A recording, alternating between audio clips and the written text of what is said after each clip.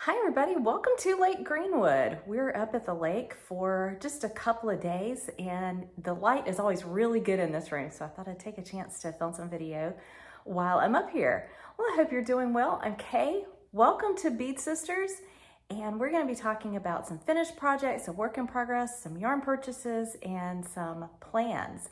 So if that sounds good, grab a drink and plop down on the couch and we'll chat about it. Okay, let's start with what I have finished.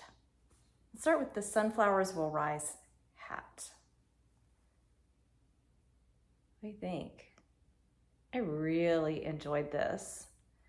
This is a pattern from SoWhyNot, and it's color work. As you can see, it has a folded brim. So it's folded on that purl line and fold it up to here. It covers the back of the color work very nicely and just gives you this nice cozy brim. Let's see how it looks. Here we go. What do you think? Not too bad. I'm pretty happy with it. It's blocked, everything's finished. You of course have to weave in the ends before you fold the brim, otherwise you won't be able to get to them. So once it was done, I only had the one end at the crown, there we go, that needed to be taken care of. So again, Sunflowers Will Rise hat. The yarn is my Columbia worsted in Leah's Blue. This is from Serendipity. Is that how you pronounce it? D-Y, it ends in D-Y-E. So that's the yellow, also worsted. And I think it turned out really nice. I like it. It is to honor the people of Ukraine. And I have a friend from Ukraine who was telling me that the colors of their flag are to represent the sky and wheat fields. So if I did it again, I might pick a little bit more of a sky blue and my own color called wheat field that I dye, I think would be actually pretty perfect. The only problem with using more of a sky blue with wheat field is it might not be enough contrast for this, but I may play around with that because I really enjoyed making it. The other thing that I finished is mitts. This is a test knit and I don't have to keep it secret, which is pretty fun. It is from Sally Jane Cameron. She's pink hair girl, but I think it's Sally Jane Designs. You see those? Come on, there we go. Isn't that cool? This is the same mock cable that's on the Alias cardigan I've been working on, but it's used for the cuff. Come on, there we go. And then this pattern sort of gradually narrows until you get to about the center of the back of the hand. Can you see that okay? Yeah, I really enjoyed these. They were pretty quick to do. And it's got a twisted rib, there we go, twisted rib here and on the thumb. So you work a thumb gusset. And I just love these. This is one of my yarns. This is the Sullivan base, this Tweedy fingering in Barn Shenanigans. The pattern is called Bluebird of Happiness mitt. So her sample is done in blue and really, really pretty. These have not been blocked. I don't know that I will. I think this pattern shows up nicely without it. I may do it just to see how it is. There we go, sort of, yeah. But I'm very pleased with it. The pattern comes out May 26th, which is her birthday, and it will be free for the first day. So be on the lookout for the Bluebird of Happiness mitts and you might be able to grab a free copy of that one. It was very well done. I only found one minor issue with the pattern. Otherwise, it was very easy to follow and just really fun to do, and it didn't take all that long. So, Bluebird of Happiness mitts will be released very soon. That's all I have finished. I will show you what I'm working on, which has been on the needles for quite a while. This is the Goldfish Memory shawl by Casapinko. This is where I am. I'm gonna skip one section because it's stockinette stripes and I'm okay with not including that. But after this, there's just, come on, there we go, a lace section to do, which will be like this lace section, but in this orange right here. All right, so I'll try to show you how big this thing already is and why I'm so comfortable skipping. Oh, it matches my glasses. There we go. So here we are. This is the working end. And it just keeps going and going. So it's huge. It's a 3 skein project, so that explains why it's so large. I have used most of my multicolor. This is from Kristen's Fiber Studio. I think it's called Wish You Were Here. And then the other two, I can never remember which one's which, but one is Amsterdam and one is called Paris. So this is the kind of minty blue-green, and this is that orangey color. All right, so hopefully that one will be done in the next week, maybe? We'll see. All right, that's all the projects for right now, but there's lots of inspiration. I got my box from Hypnotic Yarn, my Yarnable box for May, so if you don't want spoilers, now's the time to look away. I've actually already done a video on this, so I'm not going to take a lot of time with it, but there's a little bag, focus kind of, there we go, with avocados. There's a little avocado pen, enamel pen, and a progress keeper, a little avocado. Isn't it cute? And here is the yarn. Isn't that gorgeous? This yellow, soft yellow green, just, I love it. So happy with that. And then there's a little bit of speckle in there. Let's see if we can find it. There you go. You can kind of see just a little bit of reddish brown speckles and a little bit of this kind of aqua or turquoise speckle in there. I really like it. It is called, excuse me, Avocardio. Focus there.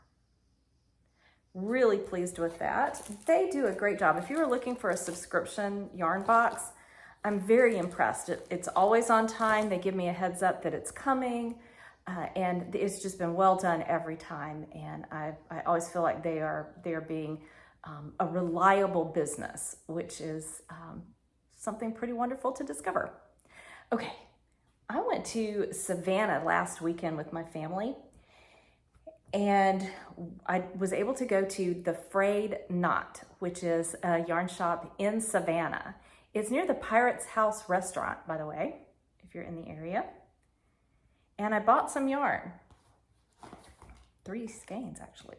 The first one is from Moss Fiber. Focus, sort of. Excuse me, not wanting to focus, but it is this shop colorway, the Frayed Knot, in their MCN, Merino Cashmere Nylon 80-10-10. There we go. Look how pretty that is. Those greens and reddish purples in there. Kind of brown. That's kind of, I don't know if it's coming across as brown as it looks. That looks a little more brown than some of the other. But just such a pretty skein, and it feels wonderful. This is another one from Ryan Yarn, hand-dyed in Athens, Georgia. Oh, I think the moss yarn is in Roswell, Georgia. Ryan Yarn, I'll turn it around this way. I don't know if you can see, come on, there we go. It's their twist sock base in the picture of Dorian Gray. And it's got this brownish gray along with this kind of blue-green right here. Come on, there we go.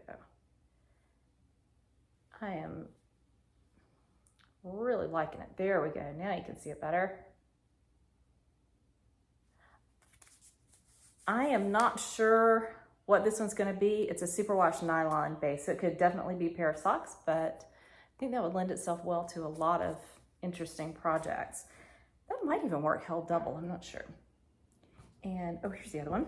This is from Copper Corgi, and I think it's Sarah is the dyer. Yeah, Sarah. Her picture's in here if I can get it to focus on that. There we go. And she used to be in Savannah, but has, I think, fairly recently moved to Florida. So this is the yarn in her Savannah sock base. It is called T for One. And just this beautiful red brown. Look how rich that color looks. So beautiful. And this is, did I say, it's 100% merino. No nylon in this one. There we go. And it's the Copper Corgi. I'll hold that one up one more time. So those are my purchases. What else do I want to tell you? Oh, here we go.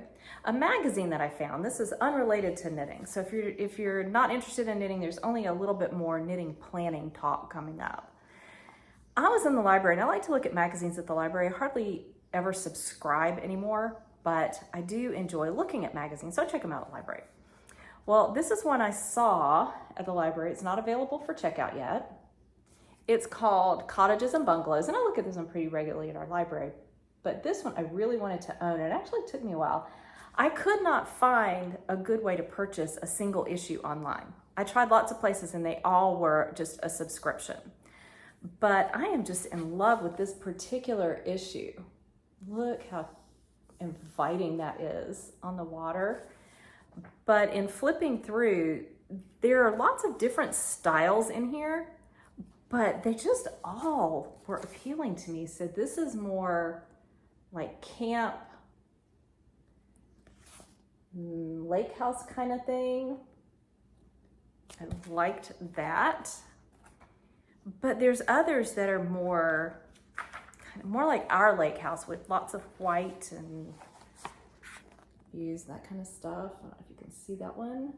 I need to hide my face. I don't know if that's focusing. But I was just so in love with all of these. Look, we've got some oars in this one. Just kind of propped up in the corner. Are you focusing? If I poke my head up, it doesn't want to focus. There we go. We have some old oars that we found in my parents' stuff just recently that I want to display somewhere here.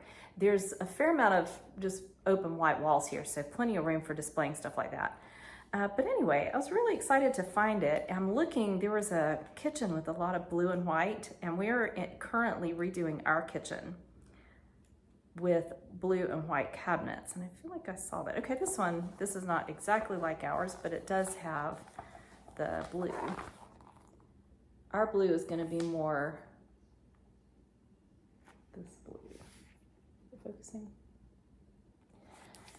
So very pleased with this one, and like I said, I really wanted to own a copy of it because I just found all of these cottages so inviting, and I love all the different colors. Like this has a fair amount of blues and greens, which I like for a setting like that, but you've got this oriental kind of rug here that I think is just gorgeous.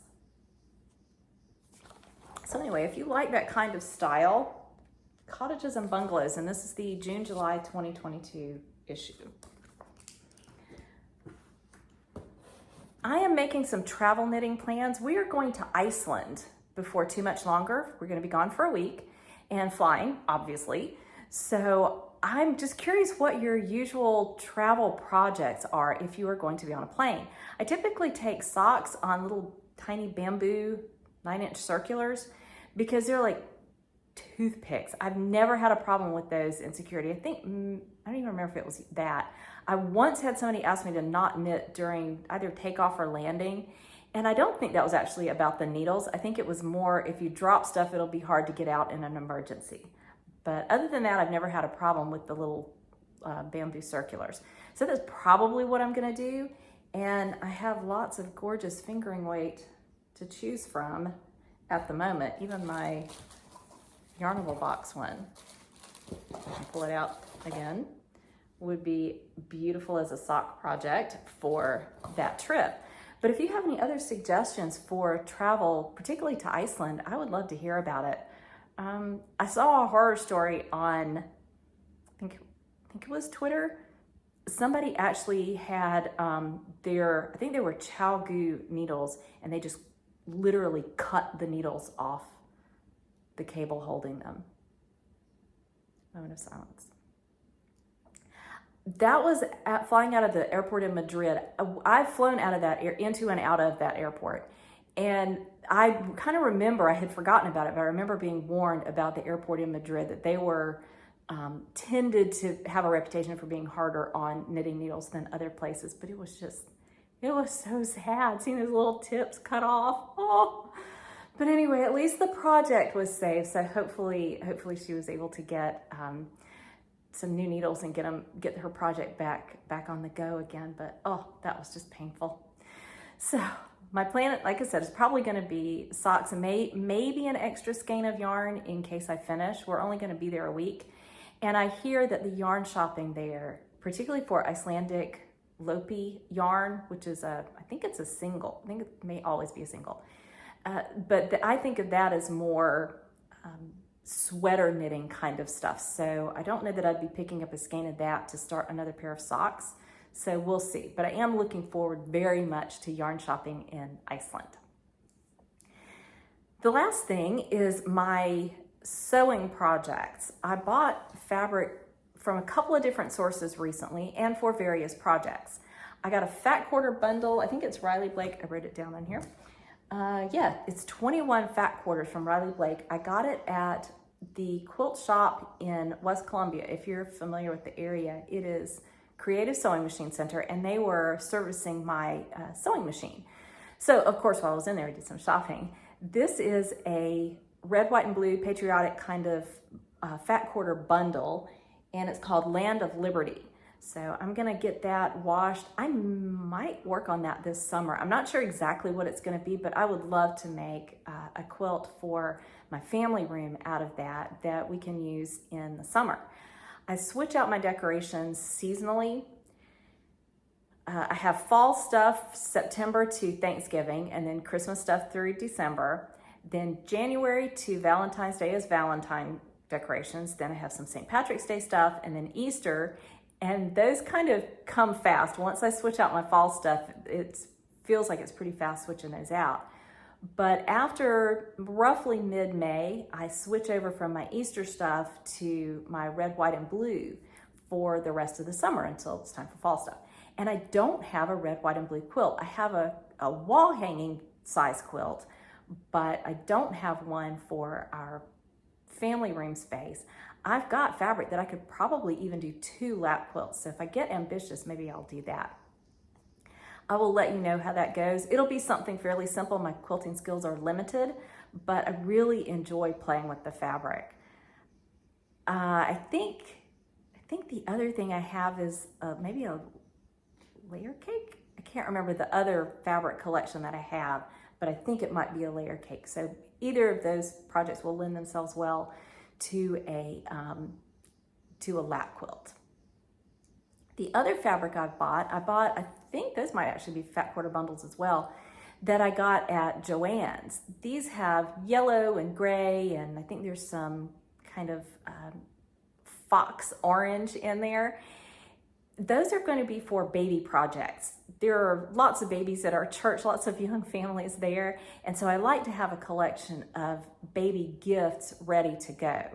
My plan is to make a baby quilt or two, depending on how I divide up that fabric. But the other thing I bought is some toweling or terry cloth material in whites and grays. I like to use those to make a burp cloth. So I will have a decorative fabric, like just a quilt or cotton on one side, and then that toweling fabric on the other. And just in a rectangle, I don't do any special shaping for any of that. I just do rectangles for those. I made some for my niece, gosh, probably 10, I think it was 10, no, more than that. More than 10 years ago. I think her daughter is 11, maybe? Oh my goodness, is she really? Anyway, I made it for her many years ago, and she actually has younger children since then, and she said she's actually kept those.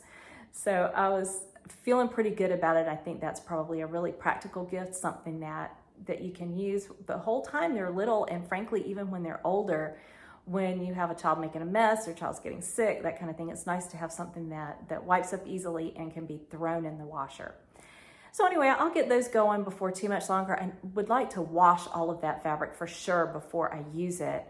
I want to make sure that the burp cloths are very, very well able to be tossed in the washer and dryer, because that's really important when you have little ones. I think that's everything that's on my list. Yep, I think that's it. Well, everybody, thanks for hanging out at the lake with me, and we will chat again soon. I hope to have my goldfish memory wrap done before too much longer. Well, have a good weekend, everybody, and depending on when you watch this, I hope you have a very wonderful Mother's Day, and if you're watching it a little bit later, I hope you've had a wonderful Mother's Day. Take care, everybody.